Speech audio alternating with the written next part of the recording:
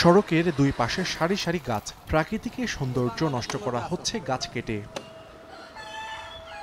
সম্প্রতি বরগুনা সদর উপজেলার বরগুনা, নিশানবাড়িয়া ও তালতলী উপজেলার বগি তালতলী সড়ক সম্প্রসারণের উদ্যোগ নেয় এলজিইডি। তবে সড়ক দুইটির দুই পাশে প্রায় 2000 গাছ থাকায় বন বিভাগকে জানায় এলজিইডি। এরপর গাছ কাটা শুরু করে বন বিভাগ। তবে এলাকাবাসী ও পরিবেশ কর্মীরা জানান, গাছগুলো রেখে উন্নয়ন পরিকল্পনা করলে রক্ষা পেত প্রকৃতির অপরিহার্য এই উপাদান। গাছে মানুষের অক্সিজেন দেয়, মানুষের শরীরের পক্ষে উপকার।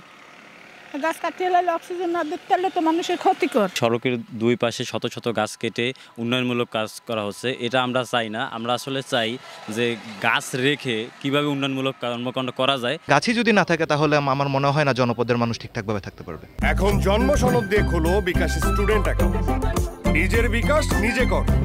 তবে এ নিয়ে কোনো মন্তব্য করতে রাজি নয় এলজিইডি ও বন বিভাগ। আর গাছ না কেটে উন্নয়ন প্রকল্পের কাজ করার পরিকল্পনার কথা জানান জেলা প্রশাসক। গাছ যদি সংরক্ষণ করে যদি আমরা উন্নয়ন কাজ করতে পারি, সেই বিষয়গুলো তো আমরা ভেবে দেখব। গাছ কাটার পর সড়ক দুইটির প্রায় 10 কিলোমিটার অংশ প্রশস্তকরণের কাজ শুরু করার পরিকল্পনা এলজিইডির। সময় সংবাদ, বরগুনা।